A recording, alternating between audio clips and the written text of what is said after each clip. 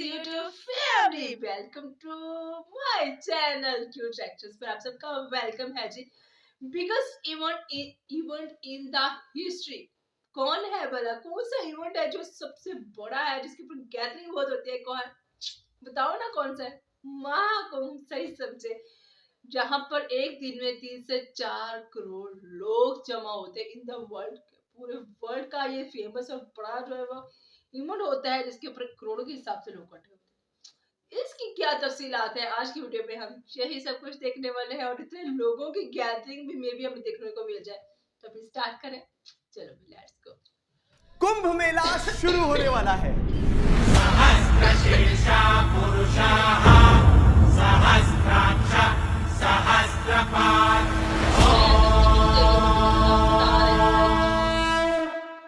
कुंभ मेले के बारे में आप सभी ने एक ना एक बार कहीं ना कहीं किसी ना किसी तरह से जरूर सुना होगा। किसी मूवी में, दादी नानी की कहानियों में, या फिर इस कहावत में कि दो भाई कुंभ के मेले में बिछड़ गए।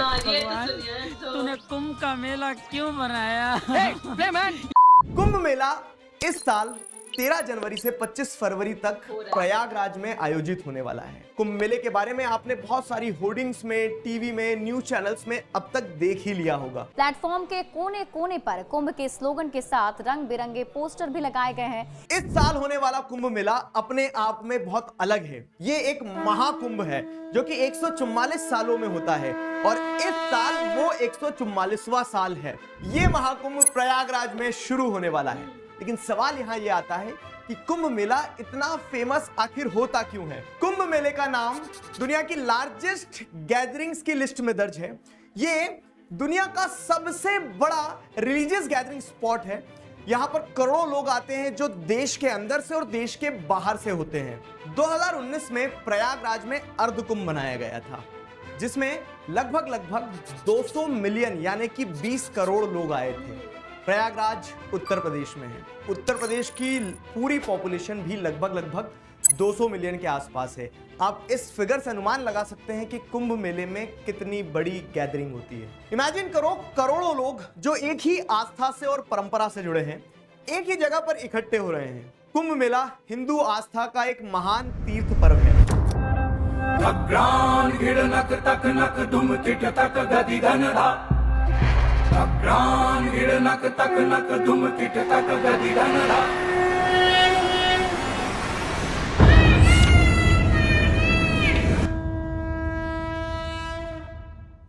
कुंभ मेला सिर्फ एक रिलीजियस फेस्टिवल नहीं है, ये आध्यात्म की तरफ जाने वाला एक रास्ता है। एक ऐसा रास्ता जिसमें यह माना जाता है कि गंगा जैसी पवित्र नदियों में स्नान करने से सारे पाप धुल जाते हैं, मन की शांति मिलती है और मोक्ष की प्राप्ति होती है। तो आइए आज के इस वीडियो में हम कुंभ मेले के इतिहास के बारे में जानेंगे। इसमें क्या क्या होता है, ये कहां कहां पर होता है, इसका क्या महत्व है, और भी बहुत कुछ कुंभ मेले से जुड़ा हुआ जो शायद आपको जानना जरूरी है।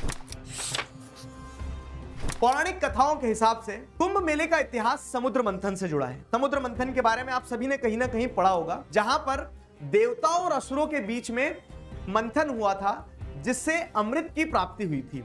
आइए इसे कहानी के माध्यम से समझते हैं। एक बार दुर्वासा ऋषि ने देवराज इंद्र को श्राप दिया। मैं ऋषि दुर्वासा श्राप देता हूं, तीनों लोग श्रीहीन हो जाएंगे। और उस श्राप के कारण सारे के सारे देवता कमजोर हो गए। अब जब देवता कमजोर हो गए और इस बात की खबर असुरों को मिली, तो असुरों ने स्वर्ग लोक पर हमला कर दिया। प्रमाणतः यह होता है कि सारे असुर जो हैं वो देवताओं को हराकर स्वर्ग लोक पर अपना कब्जा जमा लेते हैं। इसके बाद सारे देवता ब्रह्मा जी के पास जाते हैं और उन्हें पूरा किस्सा सुनाते हैं। ब्रह्मा जी सारे देवताओं को लेकर विष्णु जी के पास जाते हैं और मदद मांगते हैं। तब विष्णु जी उन्हें एक सुझाव देते हैं कि हमें समुद्र मंथन करना चाहिए, और समुद्र मंथन से अमृत निकलेगा। इस अमृत को पीकर आप अमर हो जाओगे और मृत्यु भी आपको हरा नहीं पाएगी। लेकिन समुद्र मंथन का काम देवता अकेले नहीं कर सकते थे, इसीलिए उन्हें असुरों की मदद लेना पड़ी, और असुर भी इस मंथन के लिए मान गए, क्योंकि उन्हें यह लगा था कि जैसे ही अमृत निकलेगा तो वो अमृत उन असुरों को भी दिया जाएगा। मंथन के बाद जैसे ही अमृत कुंभ यानी कि अमृत से भरा हुआ कलश बाहर निकला, देवता और असुरों के बीच में लड़ाई छिड़ गई। और इसी लड़ाई के बीच में विष्णु भगवान ने अपना वाहन जो था यानी कि गरुड़ देव को यह अमृत का कलश लेके वहां से उड़ जाने को कहा। और जब गरुड़ देव यह कलश लेकर जा रहे थे, तब अमृत की 4 बूंदें 4 जगह पर गिरती हैं, हरिद्वार, उज्जैन, नासिक और प्रयागराज। तब से ये 4 जगह महातीर्थ बन जाती हैं। अमृत को पाने के लिए देवता और असुरों के बीच में ये युद्ध 12 दिनों तक चला था, जो कि मनुष्यों के 12 साल के बराबर होता है। कुंभ मेले का विकास भारत की पुरानी परंपराओं से निकल कर आ रहा है। हिस्टोरिकल रेफरेंस के लिए अगर हम समझना चाहें तो कुंभ मेले जैसे बड़े सम्मेलन का जिक्र 19वीं सेंचुरी में आपको देखने को मिलता है, लेकिन उससे भी पहले अगर इस सम्मेलन का आधार देखा जाए तो माघ स्नान के जो पर्व होते थे, जिसमें लोग पवित्र नदियों में नहाते थे ताकि वो अपने पाप धो सके और मोक्ष की प्राप्ति कर सके। ऋग्वेद जैसे प्राचीन ग्रंथों में समुद्र मंथन और अमृत की कहानियां दी गई हैं, जो कि हमें इस उत्सव के मूल आधार को समझने में मदद करती है। फिर अगर हम आगे बढ़े तो गुप्ता पीरियड और मौर्यन पीरियड के टाइम पीरियड में भी हमें कुंभ मेले का जिक्र मिलता है। समय के साथ साथ कुंभ मेला एकता और आध्यात्मिक ज्ञान का प्रतीक बन गया। इस सम्मेलन में बहुत सारे संत, सन्यासी और भक्तों का संगम होना शुरू हो गया। कुंभ मेला 4 पवित्र स्थानों पर होता है। पहला स्थान है प्रयागराज। प्रयागराज त्रिवेणी संगम के लिए जाना जाता है, जहां पर 3 पवित्र नदियां मिलती हैं, गंगा, यमुना और काल्पनिक सरस्वती नदी। दूसरा स्थान जहां पर कुंभ आयोजित किया जाता है वो है हरिद्वार। यहाँ पर पवित्र गंगा नदी पहाड़ों से नीचे उतर आती है, जहां पर लोग गंगा स्नान करते हैं अपने मन और आत्मा की शांति के लिए। गंगा नदी के अलावा हरिद्वार अपनी शांति और आध्यात्मिक ऊर्जा के लिए भी जाना जाता है। फिर आता है तीसरा स्थान जो है नासिक। नासिक गोदावरी नदी के किनारे पर स्थित है। यहाँ पर भी बहुत सारी धार्मिक मान्यताएं और पुराणों की कहानियां हैं। और चौथा कुंभ स्थान है उज्जैन। उज्जैन शिप्रा नदी के किनारे स्थित एक शहर है, जिसका धार्मिक और आध्यात्मिक इतिहास है, और यहाँ पर स्नान भी लोगों के आध्यात्मिक सफर का एक हिस्सा बनता है। कुंभ मेला इन 4 स्थानों में से किस स्थान पर लगेगा, यह डिसाइड किया जाता है एस्ट्रोनॉमिकल अलाइनमेंट्स के हिसाब से, जो कि 12 साल में होता है। ये टाइम डिपेंड करता है on the position of celestial bodies, specially Jupiter यानी कि बृहस्पति। जुपिटर को सन का एक ऑर्बिट कंप्लीट करने में लगभग 12 साल लगते हैं, और उस 12 साल के हिसाब से स्थान तय किए जाते हैं। हर एक स्थान पर एक बार 12 साल में कुंभ मेला लगता है। कुंभ मेला तब होता है जब जुपिटर किसी स्पेसिफिक ज़ोडिएक साइन में एंटर करता है, और इस समय में किसी भी प्रकार के धार्मिक कार्य शुभ माने जाते हैं। Haridwar celebrates Kumbh Mela when Jupiter is in Aquarius and sun is in Aries, यानी कि सूर्य मिशा के साथ। प्रयागराज में कुंभ मेला मनाया जाता है जब जुपिटर टॉरस यानी कि वृषभा राशि के साथ हो, और दोनों ही चंद्रमा और सूर्य की दशा मकर राशि के साथ हो, when sun and moon is in Capricorn. Nashik में कुंभ मेला मनाया जाता है जब जुपिटर इज इन लियो सिंह राशि के साथ हो। सिमिलरली उज्जैन में भी कुंभ मेला मनाया जाता है जब बृहस्पति सिंह राशि के साथ होता है। ऐसा माना जाता है कि जब ये सेलेस्टियल अलाइनमेंट्स बनती है तो इन्वायरमेंट स्पिरिचुअल एनर्जी से भर जाता है, और इस समय पर इन पवित्र नदियों के पानी को लोग अमृत मानते हैं, और इसमें स्नान करने से सारे पापों की मुक्ति हो जाती है और मोक्ष मिलता है। कुंभ मेले के अलावा हर 6 साल में अर्ध कुंभ मेला भी मनाया जाता है, जो कि हरिद्वार और प्रयागराज में होता है। इस साल से 6 साल पहले यानी कि 2019 में प्रयागराज में मनाया गया था। कुंभ मेले के हिस्टोरिकल और रिलीजियस सिग्निफिकेंस को समझने के बाद अगर इस चीज पे नजर दौड़ाई जाए कि आखिरकार कुंभ मेले में होता क्या है, तो यहाँ पर शाही स्नान होते हैं, गंगा आरती होती है, हवन पूजन होते हैं, और साथ ही साथ पिंडदान भी किए जाते हैं। इसी के साथ साथ इस मेले में बहुत सारे मठों के संत साधु आते हैं, रिलीजियस पर्सनालिटीज आती हैं, कथा और कीर्तनों के इवेंट भी होते हैं। अलग अलग राज्यों से बहुत सारे लोग आते हैं जो अलग अलग संस्कृति को यहाँ पर दर्शाते हैं। अपने लोक गीत, नृत्य और कलाओं का प्रदर्शन भी आपको इस कुंभ मेले में देखने को मिलेगा। यूनेस्को ने कुंभ मेले को intangible cultural heritage of humanity के रूप में पहचाना है, and this shows the cultural significance of Kumbh Mela for India. Kumbh मेले की सिग्निफिकेंस सिर्फ रिलीजियस पर्सपेक्टिव तक ही सीमित नहीं है। अगर हम इसे इकोनॉमिक पर्सपेक्टिव से देखने की कोशिश करें तो कुंभ मेले के दौरान लाखों लोग एक जगह से दूसरी जगह ट्रैवल करते हैं, जिससे ट्रैवल इंडस्ट्री को बूस्ट मिलता है और इकोनॉमी को बहुत बड़ा सपोर्ट मिलता है। अगर हम इसे डेटा के हिसाब से समझने का प्रयास करें तो 2019 के कुंभ मेले को ऑर्गेनाइज करने के लिए सरकार ने 4,200 करोड़ रुपए खर्च किए थे, लेकिन इस कुंभ मेले में जो इकोनॉमिक वैल्यू जनरेट हुई थी वो थी 1,20,000 करोड़ रुपए की। और साथ ही साथ एक अकेले कुंभ मेले में 6 लाख लोगों को जॉब मिली थी। सिर्फ हॉस्पिटैलिटी इंडस्ट्री की अगर बात की जाए तो 2.5 लाख जॉब जनरेट हुई थी। इन बड़े बड़े फिगर्स के अलावा इस पूरे इवेंट से लोकल बिजनेस को बहुत बूस्ट मिलता है। छोटे से वेंडर से लगा के बड़े बड़े रेस्टोरेंट तक जो होते हैं उन्हें काफी सारा काम मिलता है और वो अपने कुछ दिनों में उतना पैसा कमा लेते हैं जितना उनके साल भर की इनकम होती है। अभी तक वीडियो में आपको यह समझ तो आ ही गया होगा कि कुंभ मेला अपने आप में क्यों यूनिक है, क्योंकि इसका स्केल इतना बड़ा है। अब इतने बड़े मेले को ऑर्गेनाइज करने में बहुत बड़े बड़े चैलेंजेस भी आते होंगे। मेले को अटेंड करने से लगा के ऑर्गेनाइज करने तक हर लेवल पे अपने अपने एक चैलेंज है। वीडियो के स्टार्टिंग में जो मैंने आपको बताया था कि दो भाई बिछड़ जाते हैं, ये कहावत क्यों निकल के आई है, क्योंकि ऐसा रियलिटी में होता है।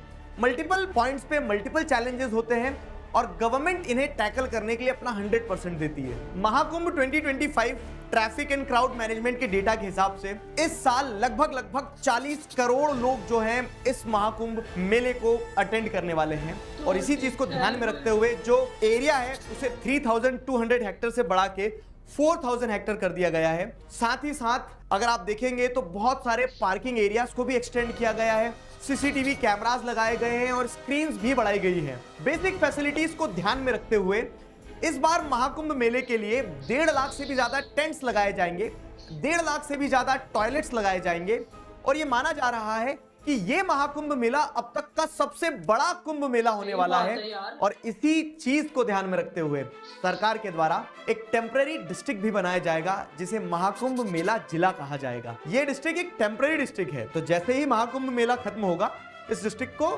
डिसॉल्व भी कर दिया जाएगा। तो दोस्तों, ये कुंभ मेला सिर्फ एक त्योहार नहीं है, ये भारत की संस्कृति, भारत की आस्था और भारत के इतिहास को दर्शाता हुआ एक जीवंत प्रतीक है।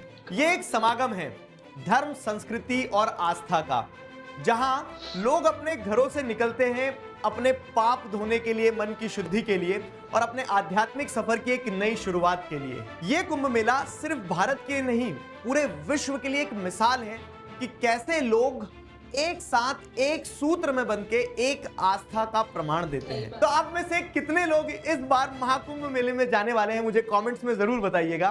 मुझे ये बताइएगा कि इस वीडियो से आपको क्या नई जानकारी मिली। अगर आपको ये वीडियो पसंद आया तो लाइक कीजिए और अपने दोस्तों के साथ शेयर कीजिए। मिलते हैं अगले वीडियो में, तब तक के लिए मुस्कुराते रहिए।